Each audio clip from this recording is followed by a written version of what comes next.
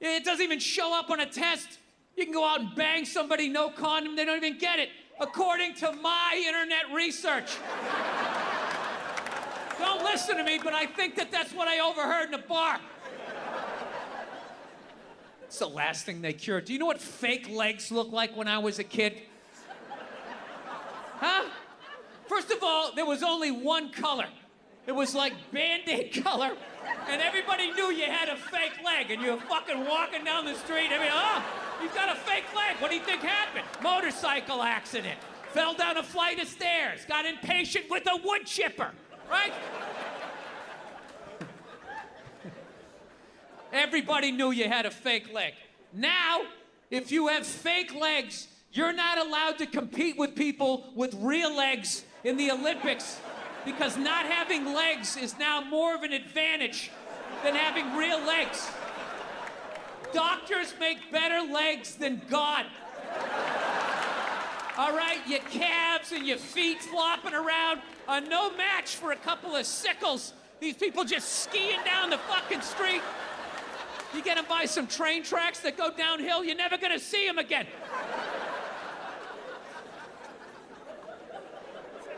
I enjoyed people being their own doctors. I loved it. Good. Kill yourselves.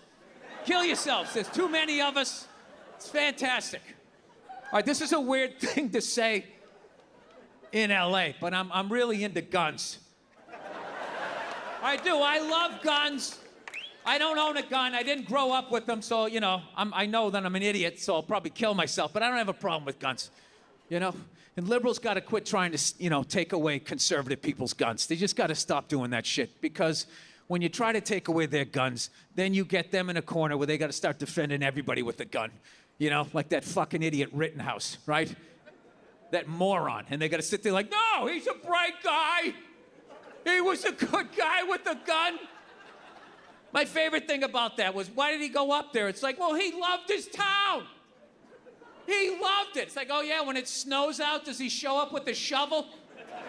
Private Rittenhouse, reporting for duty.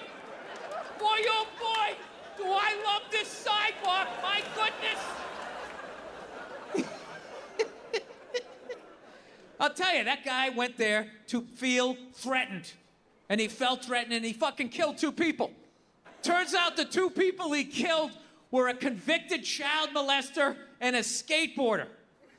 2 of the most annoying people in society. So as dumb as this kid is, he somehow went 2 for 2. Unbelievable. It's like when they bring some fat guy out of the crowd, halftime in an NBA game, you hit this half-court shot, fatty, you can win a Dodge, a fucking Durango. All right, fucking... Nothing but net! Holy shit! Yeah, Rittenhouse did it twice. I got the other side. Bam! Skateboarder, go fuck yourself! Yeah, people tried to say his mother drove him to the riot. I don't believe that. I think that's some liberal horse shit that they made up. I just can't imagine that conversation going down like that. Like she's sitting at home, hears him upstairs, and it's like, honey, what are you doing? You going out tonight? What are you doing? Going to a riot. Do you want to ride? All right, but you gotta drop me off like 2 blocks away so my other racist friends don't see my mommy drove me. All right, are you gonna wear a jacket? Mom! Don't yell at me the way your father did, and bring your AR-15. I'll see you in the car. I don't know about that dude. The only thing I can say about that dude is I hope he never does a 23andMe, okay? Because with those big pouty lips, I don't think he's gonna like the results.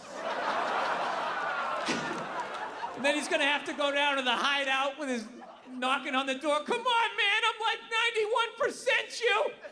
Unser Führer only accepts 100% the Caucasian. All right, give yourselves a round of applause, everybody. We're gonna keep this show going. We got nothing but killers on this show. You guys are an awesome crowd, and I can't think of a better way to start this show. This is one of my favorite joke writers out there. She's written for all the late night shows, even performed for a president, and she's here tonight for you. Please welcome the amazing Michelle Wolf. Come on, everybody.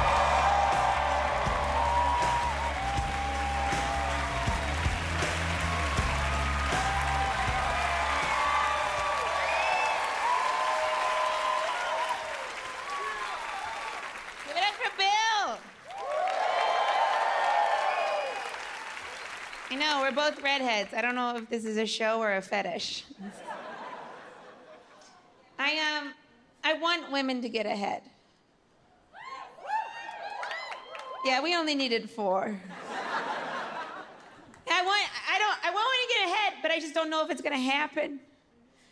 Because we're not good at it. Like, we have the first female vice president, and everyone got really excited. They were like, now little girls everywhere.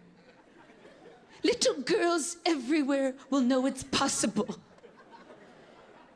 Yeah, little girls everywhere else already knew it was possible. America's like the last place to have a female leader. She's not even really the leader.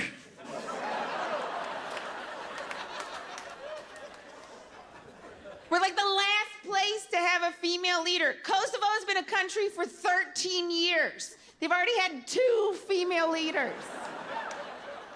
Germany had Angela Merkel for, I don't know how long enough for me to know it's Angela. Myanmar is one of the least developed countries in Asia. It's had a female leader who's been overthrown by the military twice. And each time, that little Asian lady claws her way back up to the top. She is definitely not a white woman. She would have just stayed down and been like, this is not fair.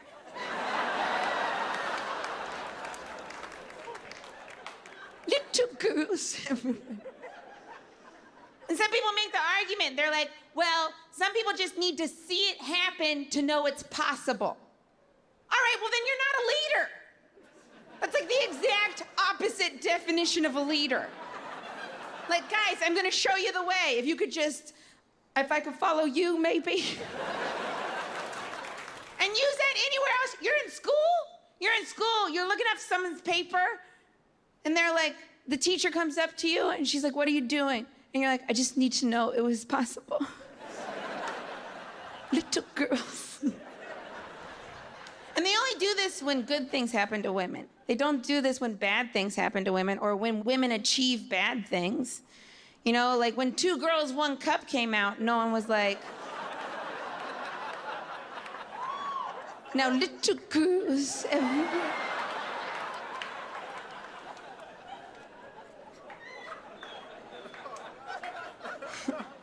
I make fun of white women a lot, but only because it's fun and easy. You know, and white women, we blame a lot of stuff on white men. We blame a lot of stuff on white men, which I think is a little bit crazy because we did make you. It's just made me very sure of one thing.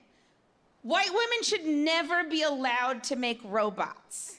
Before you get all like huffy, I'm not saying you can't make robots, although I doubt it a little bit. I'm just saying you should never be allowed to make robots. Because if robots get out of hand and just start taking over everything and being real evil, white women will be like, well, I don't know, I just love them. I mean, not my robot. Not all white women are bad, you know. Some white women really do try to put in the work. They try to do good things. You know, like 2 summers ago, we realized that Black Lives Matter. Well, then we fixed it. We did. Waiting until like 2 summers ago to realize Black Lives Matter is like needing to see that documentary to know SeaWorld is bad. Like, did you know whales shouldn't live in a sink?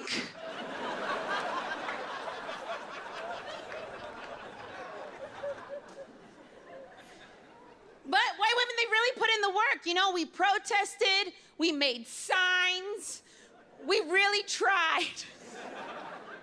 But then something terrible happened to a lot of white women. Something terrible happened to us. Some of us realized that we've actually been racist this whole time. We were shocked. We were so shocked, we pulled our purse closer.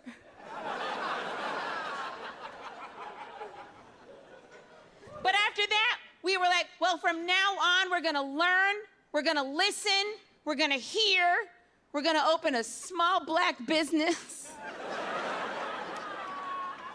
But most importantly, from now on, we're gonna do better. We wanna do better. And all jokes aside, I think that's the only way forward for us as a society. You can't change the past.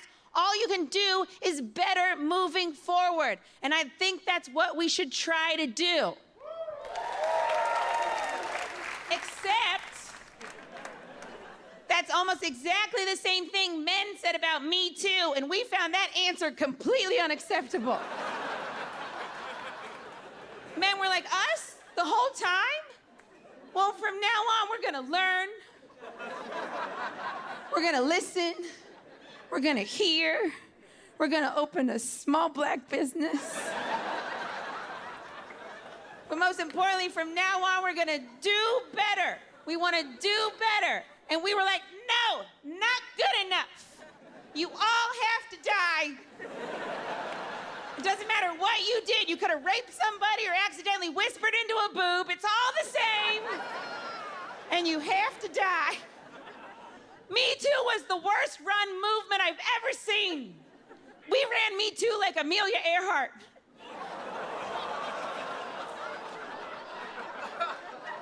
We crashed it immediately. It should have been a conversation. We needed to have a conversation about these things, and you weren't even allowed to ask questions. And I know men had questions because I had questions. Like, I'd hear some women say something that was a Me Too, and I'd be like, hey, the thing that you just said is a Me Too is actually the thing that I like.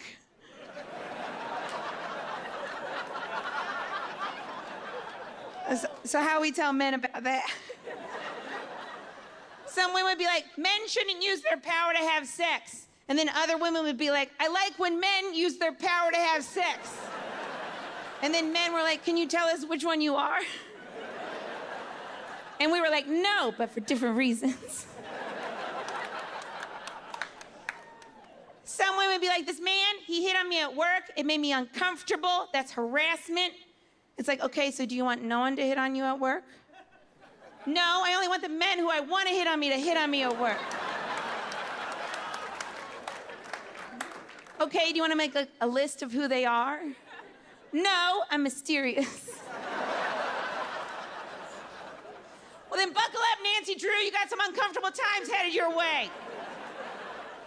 White women, we do this all the time. We say, you made me uncomfortable. I'm uncomfortable. Like we're supposed to be comfortable. I've never been comfortable once in my entire life. When I'm about to fall asleep, at my most relaxed, when I'm about to fall asleep, my body jerks awake like, never rest, bitch. We say everything makes us uncomfortable. Men, women, we say women make us uncomfortable. That's the one I hate the most. We say women of color all the time. We tell them they make us uncomfortable. Like a couple years ago at the Super Bowl, we say J-Lo and Shakira made us uncomfortable. A couple years before that at the Super Bowl, we said Beyonce made us uncomfortable. A couple years before that at the Super Bowl, we said Janet Jackson made us uncomfortable. I think a lot of white women only see women of color at the Super Bowl. They're like, this show is different than Friends. But this one makes me so mad because this one, women, we say it's family values. So we say, how dare those women move their hips like that in front of my children and my husband? It's immoral. I don't think that's the word you meant. I think you meant jealous. How dare you show my husband how hips can move like mine can't?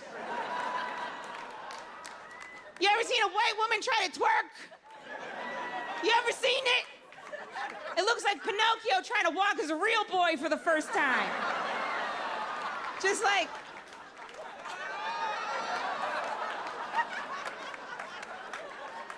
am I doing it? Thank you guys.